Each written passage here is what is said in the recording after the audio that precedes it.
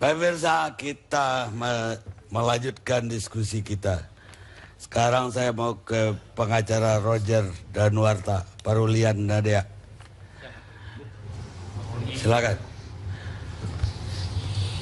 Itu pendapat dari polisi bahwa itu harus diproses sesuai hukum. Artinya disidik, dilanjutkan ke kejaksaan, dan akan diadili. Apa tanggapan Anda sebagai pengacaranya? Terima kasih kepada bapak-bapak dari kepolisian, dari BNN, dari teman-teman rekan sejawat para lawyer, bahwa apa tadi yang disampaikan oleh Pak Polisi sesuai kronologisnya itu benar adanya. Hanya yang mau kami sampaikan, apakah Roger layak ditahan atau direhabilitasi.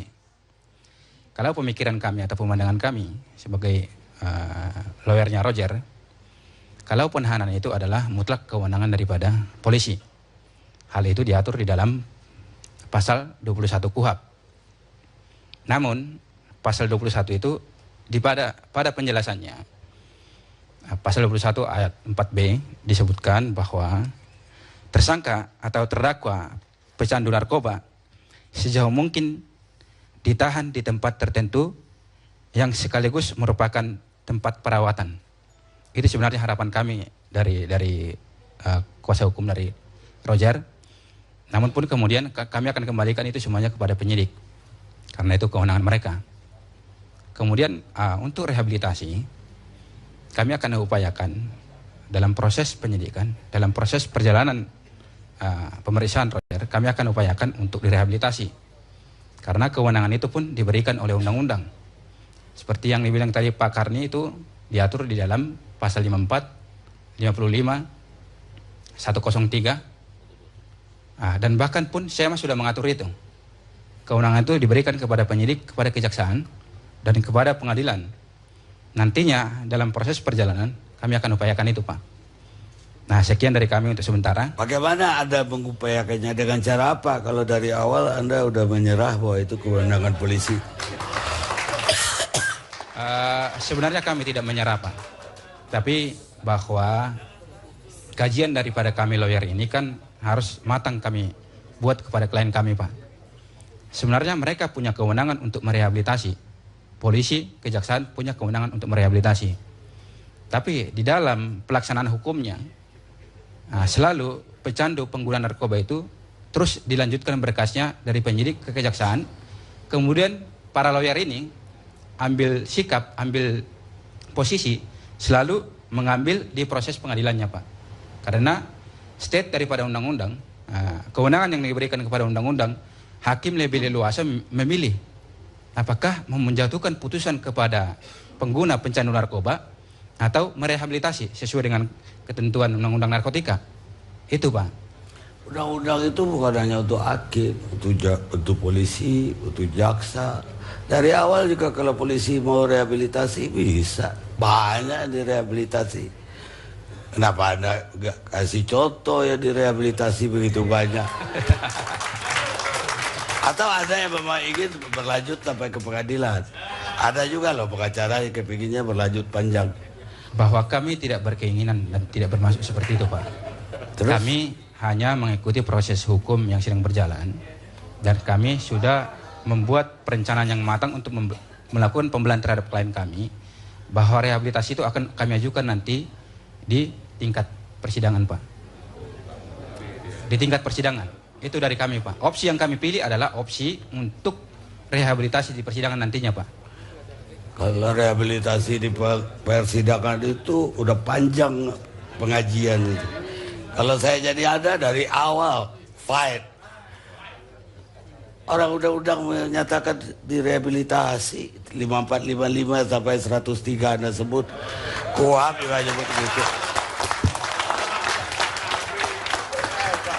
Ini saya kayak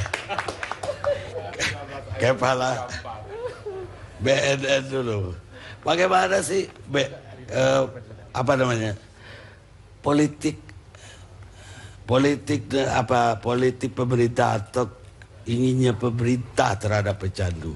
Apakah diproses secara hukum ataukah direhab? Karena kenyataan sekarang hampir 70% isi LP itu pecandu narkoba. Dan di dalam orang juga udah udah gak ada tempat. Sementara yang masuk ke dalam juga bukannya tambah jerah, tapi justru bikin pabrik di dalam karena terlalu banyak konsumen di dalam. Ini kenyataannya gimana sebenarnya keinginan pemerintah Republik Indonesia yang diwakili oleh Pak Jenderal Anang di sini, Anang Iskandar. Silakan, Pak. Terima kasih Pak Ardi. Jadi undang-undang kita mulai ada undang-undang narkotika tahun 76, 97, kemudian 2009, semuanya itu mewajibkan pecandu untuk direhabilitasi. Jadi wajib pecandu ini. Nah sekarang bagaimana undang-undang yang sekarang berlaku, yaitu Undang-Undang nomor 35 tahun 2009. Itu tujuannya ada 4 Pak Ardi. Satu, yang pertama menjamin ketersediaan narkoba untuk kepentingan kesehatan. Itu nggak usah kita bicarakan di sini. Itu roh yang pertama. Roh yang kedua adalah melindungi, mencegah masyarakat supaya tidak mengkonsumsi narkoba. Artinya kita cegah. Preventif. Preventif. Itu menjadi tugas seluruh warga bangsa ini. Baik pemerintah maupun masyarakat. Untuk mencegah. Roh yang ketiga adalah memberantas peredaran gelap narkoba. Artinya orang-orang yang tergabung dalam jaringan, mulai dari pengecer sampai bandarnya, sampai yang memproduksi. Yang keempat, ini yang kadang-kadang belum kita ketahui, menjamin pengaturan upaya rehabilitasi medis bagi penyalahguna dan pecandu. Jadi kita jamin oleh undang-undang penyalahguna dan pecandu untuk direhabilitasi. Terus ini jaminan undang-undang Pak. Ya, baik, kalau undang-undang telah menjamin begitu, kenapa penegak hukum, nggak hanya polisi loh, jaksa, hakim, mengirim mereka ke penjara? Nah ini karena kita punya perjalanan panjang Pak Arni. Bangsa di dunia ini seluruhnya pernah salah dalam menangani masalah narkoba. Konvensi 61 itu menyebutkan bahwa pengguna narkoba adalah kejahatan serius yang perlu dihukum. Pengguna, konvensi 61. Kemudian konvensi perbaikannya yaitu tahun 72 setelah diamandemen dengan 1971 itu kita bangsa di dunia ini merasa salah. Makanya dikeluarkan alternatif penghukuman bagi pengguna. Lah, kalau alternatifnya namanya rehabilitasi. Undang-Undang nomor 35 2009 sendiri. Iya. Apa? Rehabilitasi. Bagi penyalahguna dan pecandu. Itu jelas ada di pasal 55 dan 54. Pasal 4 ayat D. Saya bacakan gini Pak Irdi ya. Menjamin pengaturan upaya rehabilitasi medis dan sosial bagi penyalahguna dan pecandu. Penyalahguna itu siapa? Adalah pengguna ilegal. Penyalahguna adalah pengguna ilegal. Oleh karena itu kita tahun ini temanya adalah menyelamatkan pengguna. Pengguna lebih baik direhabilitasi daripada di penjara. Ini tema yang diambil oleh BNN sebagai koordinator program P4GN. Artinya koordinator program pencegahan, pemberantasan, penyalahgunaan, dan peredaran gelap narkoba. Ini sudah diputuskan bahwa pengguna narkoba itu lebih baik direhabilitasi daripada di penjara. Kenapa kita gunakan lebih baik direhabilitasi? Karena undang-undang kita menganut double track sistem pemidanaan. Pengguna ini bisa bermuara di penjara dan pengguna juga bisa bermuara di rehabilitasi. Ini artinya bisa dua-dua kan? Bisa dua-dua. Abu-abu kan jadinya? Tidak, itu pilihan. Kenapa? Karena tadi itu pengguna narkoba di seluruh dunia itu diancam dengan pidana. Tapi katanya narkoba diancam dengan pidana. 72 udah disadari bahwa itu kesalahan. Iya, makanya ada konvensi 72. Iya. sehingga putusannya di rehabilitasi. Iya, Pak Karni perlu disampaikan bahwa penyalahguna itu oleh di dunia dilakukan dekriminalisasi. Bukan berarti ancaman pidananya dicabut, tapi dekriminalisasi itu disadarkanlah. Menggunakan narkoba tetap dilarang, namun hukumannya tidak hukuman pidana, hukumannya rehabilitasi, material. Itulah ciri khas undang-undang narkotika yang sekarang ini berlaku di seluruh dunia, termasuk undang-undang narkotika kita. Jadi kalau begitu tahun 72 dunia udah sadar, bangsa kita sampai atau penegak hukum kita sampai sekarang belum sadar juga. Loh, karena masih menikmati, Bang Karni. Penegak hukum kita menikmati. Maksudnya menikmati apa? Ya, lebih senang, lebih mudah memenjarakan para pengguna daripada merehabilitasi. Kenapa lebih mudah? Ya bagaimana nangkep disidik sudah hafal, tinggal masukkan penjara. Sekarang ini dengan adanya dekriminalisasi ini dituntut penyidik termasuk penuntut dan hakim untuk meneliti peran seorang tersangka. Ini pengguna merangkap pengedar atau pengedar. Ini yang belum pernah dilakukan. Jadi kesalahan berlanjut terus. Terus. Oleh karena itu tahun 2014 ini kita canangkan kemarin yang hadir Pak Kapolri, Ketua DPR, Ketua DPD dan Wakil Ketua MPR dan saya selaku Kepala BNN mencanangkan tahun 2014 sebagai tahun penyelamatan pengguna narkoba. Dan ini Pak Karni punya tujuan. Ada dua tujuannya, menginformasikan kepada publik bahwa pengguna narkoba ini adalah orang yang sakit yang perlu diselamatkan.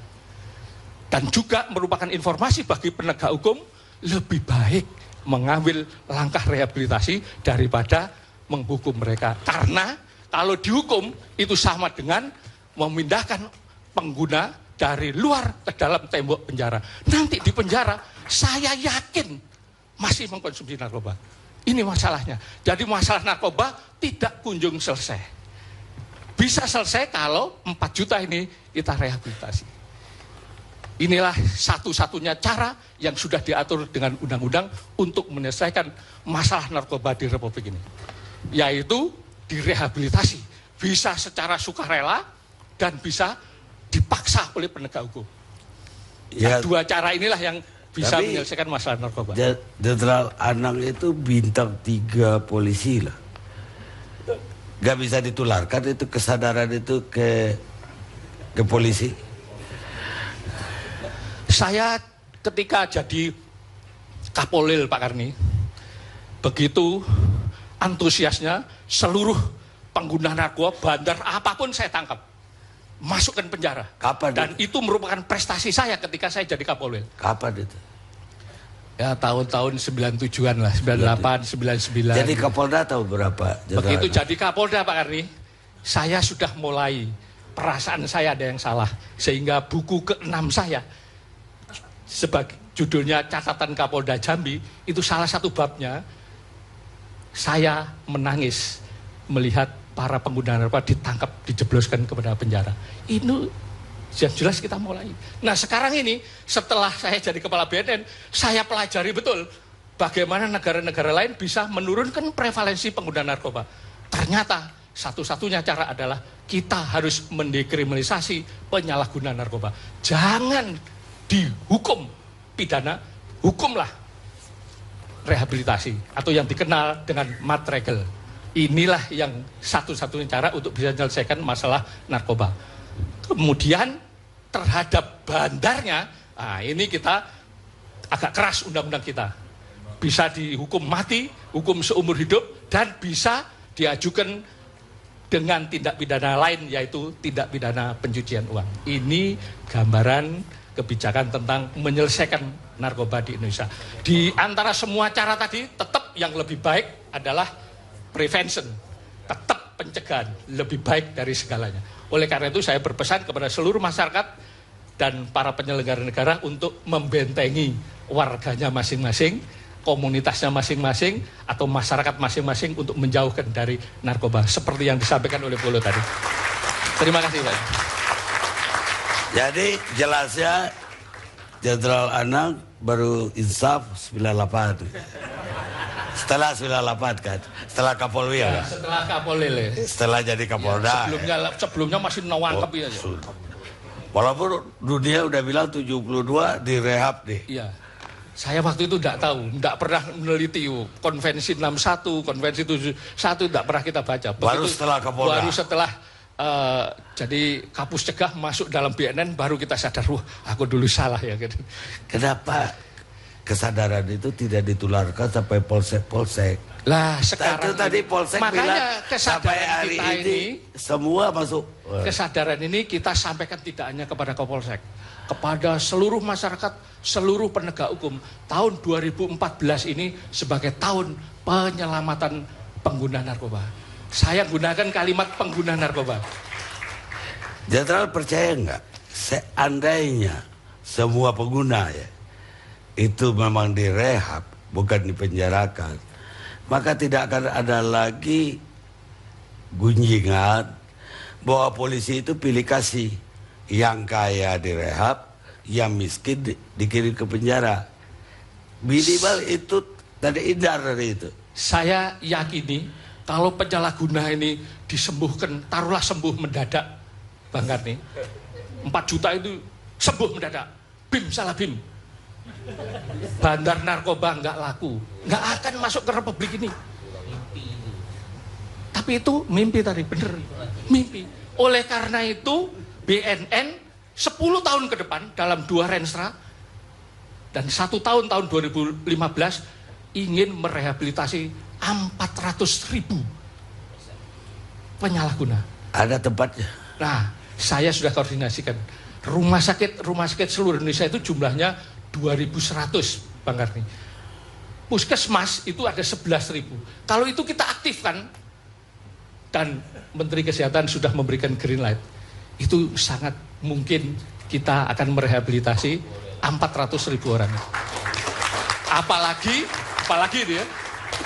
Apalagi kalau TNI, Polri, lembaga tangsi militernya boleh digunakan untuk rehabilitasi seperti di Thailand. Sekarang ini merehabilitasi 400.000 penyalahguna dengan memanfaatkan tangsi militer, TNI, dan polisi Thailand.